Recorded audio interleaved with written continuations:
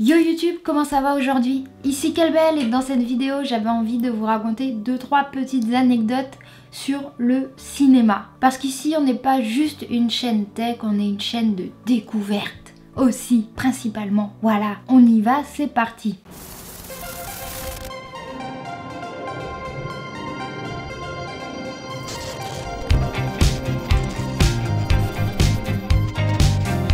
Avant de commencer, évidemment, n'oublie pas de t'abonner à cette chaîne et allume la cloche pour savoir quand est-ce que je sors des vidéos. Ça fait toujours plaisir d'avoir un membre en plus dans cette grande famille.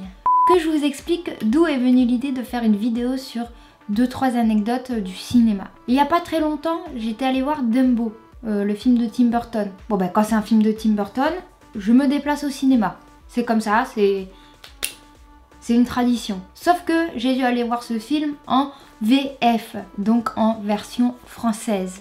Ce qui est très important pour la suite de la vidéo. En VF parce que, évidemment, quand tu habites à la campagne, c'est extrêmement difficile de trouver un cinéma qui diffuse les films en VO. Mais bon, tant pis, c'est pas grave, j'ai craqué, j'étais le voir en VF. Dans ce film, il y a la fameuse Eva Green. Il me semble qu'Eva Green est franco-américaine. En tout cas, ce qui est sûr, c'est qu'elle parle français et anglais. C'est très important ça aussi. Et pendant toutes les scènes où il y avait Eva Green, je me demandais, mais est-ce que la voix qu'on entend, c'est la voix d'Eva Green ou c'est une autre actrice qui la double? Ah, ça m'a... Tout le film, j'ai été obligée de cogiter là-dessus en me disant, ce serait quand même bizarre que ce soit une autre actrice qui fasse le doublage français de elle-même en fait. Du coup, j'ai googlé, voilà, comme toute bonne personne qui a une question. J'ai googlé, bon, j'aurais pu attendre le générique de fin, ce que je n'ai pas fait. Hein. J'ai préféré aller sur Wikipédia. Et quelle fut pas ma surprise quand j'ai découvert que la voix d'Eva Green, eh ben c'était pas la voix d'Eva Green en VF. Non, non, non, non. Dans Dumbo, c'est pas la voix d'Eva Green, c'est la voix de Julia Cavanna. Bon, une actrice de doublage en France. C'est sûrement un petit problème de calendrier, elle devait être dans un autre tournage, elle n'a pas pu doubler sa propre voix parce qu'en général c'est elle-même qui double sa voix. Donc dans Wikipédia on peut voir qu'elle a doublé 1, 2, 3, 4, 5 de ses films. Elle a 6 autres personnes qui ont doublé sa voix. Donc en gros, dans tous les films où il y a Eva Green, t'es pas sûr si c'est elle. Ça peut être 6 autres personnes. Alors vas-y, on va faire un test. Eva Green qui parle en français. Tes enfants ont besoin que tu crois en eux. Eva Green dans Dumbo. Your children need you to believe in them. Après moi ça m'a pas choqué. Mais voilà, je trouve que c'était un truc à savoir. Les acteurs français qui jouent dans des films américains ne doublent pas forcément leur propre voix. C'est marrant. Voilà, première anecdote. Pour la deuxième anecdote, j'avais envie de vous parler du cri de Wilhelm. Wilhelm. Je sais pas le dire, donc on va l'afficher là. Là, vous vous dites que vous connaissez pas, mais en fait, vous connaissez tous ce cri. Attention. Ouais, c'est un cri de chute. On l'entend dans Star Wars notamment. Peter Jackson et Quentin Tarantino l'utilisent. C'est devenu un mème sonore. Que ce soit pour un hommage ou juste pour se foutre de la gueule de ce cri.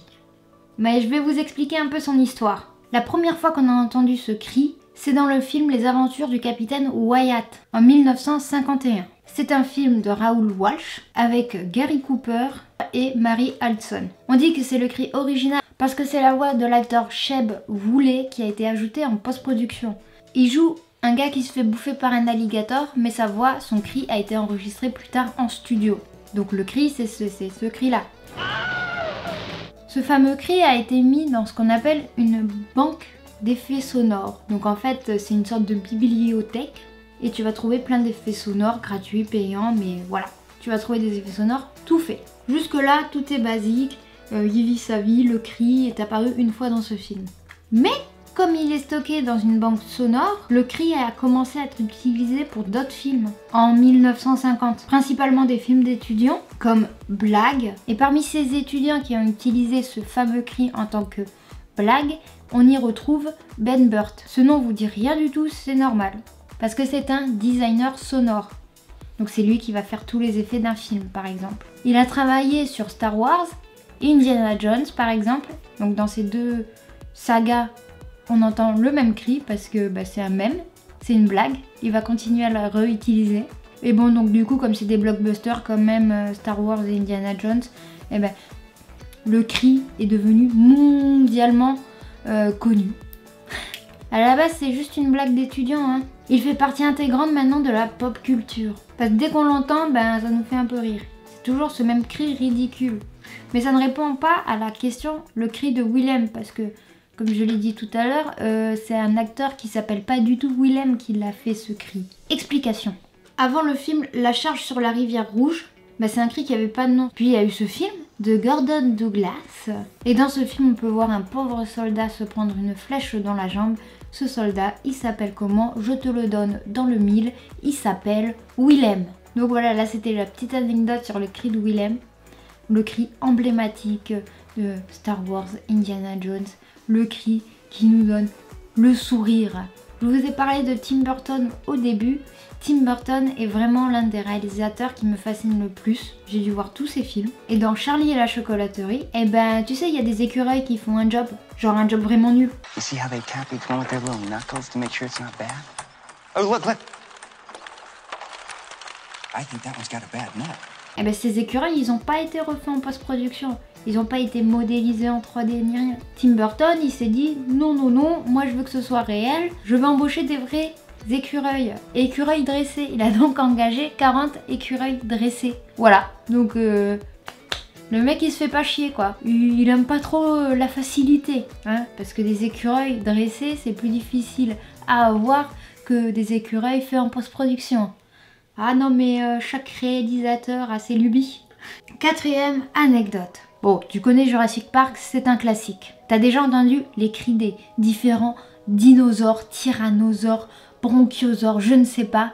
Et ça fait vraiment peur. Sauf que comment ils ont fait ces cris vu que les dinosaures, on n'a aucun enregistrement de leur voix, on n'a aucun enregistrement d'eux quoi. Les cris des dinosaures sont donc une compilation de cris d'ânes et de baleines. Ils ont mélangé ces deux genres de cris et ils l'ont fait sortir de la bouche du dinosaure. Ça a vachement moins de gueule maintenant que tu sais ça. Allez, on continue sur les anecdotes. On est lancé, plus il y en a, plus on est brillant en société. Monsieur Spielberg a fait des études comme tout le monde. Et puis il a eu un succès. Au bout de 33 ans, il s'est dit que ça serait quand même bien de finir son cursus universitaire. Donc il a fini ses études, ce dit cursus universitaire en 2002. Donc 33 ans après avoir arrêté, il a fini ce cursus universitaire, c'est vraiment dur à dire cursus, avec comme projet de fin d'études la liste de Schindler. Il pouvait que réussir avec ce film. Comme quoi, il est jamais trop tard pour finir ses études. Tu connais la scène culte d'Alien où l'alien sort du ventre d'un monsieur? Oui.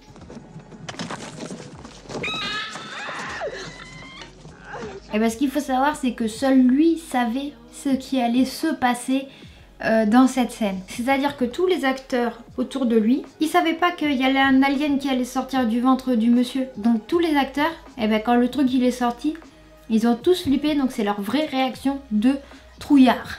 On aurait tous réagi pareil si un truc sortait du ventre de quelqu'un qu'on connaît quand même. Hein. Une anecdote comme ça, au passage, c'est gratuit, c'est cadeau. Pumba dans Le Roi Lion est le premier personnage Disney à péter dans un film. Voilà. C'est le tout premier personnage Disney qui pète. Pour le film Fast and Furious, tu sais, le film avec des voitures où ils conduisent des voitures. Bah Michelle Rodriguez et Jordana Brewster, eh ben elles avaient pas le permis. Ce qui est plutôt ballot pour un film de voiture. Où les 3/4 du temps, ils sont dans une voiture en train de conduire. Eh ben, il y en a deux qui n'avaient pas le permis, qui savaient pas conduire. Pourquoi t'embauches quelqu'un qui a pas le permis dans un film de voiture? C'est sans kikiner la vie pour rien, c'est les 40 écureuils de Tim Burton. Le savais-tu, la première chasse d'eau qui est apparue au cinéma est dans le film Psychose de Hitchcock. Ce qui va de pair avec l'anecdote de Pumba. Voilà. Dans les James Bond avec Sean Connery, bah c'est pas les cheveux de Sean Connery. Il utilisait une moumoute pour avoir un style plutôt cool. Parce que ses cheveux ne lui donnaient pas cet aspect de chevelure ténébreux badass. Il a été obligé de porter une moumoute pour tous les James Bond. Donc voilà, c'est déjà la fin de cette vidéo. J'espère que vous en avez appris un peu plus sur le cinéma. Moi, j'en ai vraiment appris beaucoup. Si toi aussi tu as une anecdote sur le cinéma que tu as envie de nous partager, n'hésite pas à la mettre en bas dans les commentaires. Lâche ton plus beau pouce bleu et n'hésite pas à t'abonner à la chaîne. Ce fut un réel plaisir de vous raconter ces petites anecdotes. Mais maintenant, il est temps pour moi de vous dire à ciao, bonsoir et à très bientôt pour de nouvelles vidéos. Surtout, n'hésite pas à t'abonner à ma chaîne YouTube. Je suis aussi sur les réseaux sociaux si tu as envie de me suivre. Et voilà, je mets d'autres vidéos là qui vont s'afficher. Comme ça, tu peux voir d'autres vidéos. C'est cool. Voilà.